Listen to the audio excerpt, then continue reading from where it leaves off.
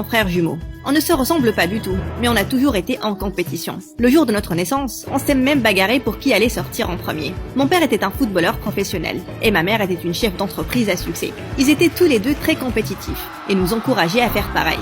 Tout était une compétition.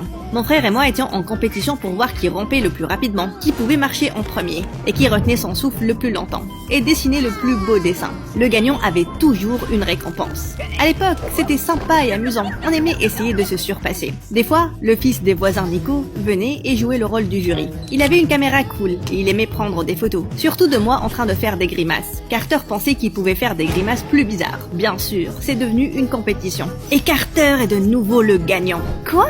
Allez Nico, pourquoi tu es toujours du côté de Carter? Il n'était même pas proche et tu le sais. Tu as entendu ce que Nico a dit. J'ai gagné. On joue toujours franc jeu. Peu importe. Carter et Nico sont devenus meilleurs amis. Et ils aimaient se liguer contre moi. Ce qui était très agaçant. Mais j'aimais mon frère.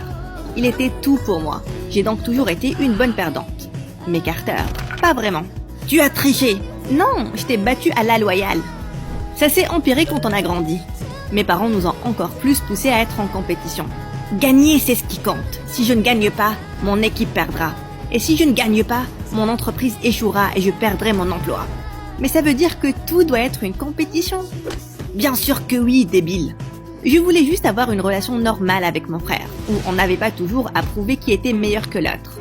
Mais peu importe ce que je faisais, il devait le faire en mieux. Je le laissais même gagner, juste pour ne pas qu'il me déteste. Pas encore, je suppose que tu es meilleur que moi, que puis-je faire? Puis un jour, il a dépassé la limite, et tout a changé. Quand on était en seconde, je n'avais que des A. J'étais la capitaine de l'équipe de foot féminine, et j'avais le premier rôle au spectacle de l'école. Carter avait des B. N'était même pas dans l'équipe de foot masculine et n'avait que des petits rôles avec 0 réplique. Il détestait le fait que je m'en sorte mieux que lui.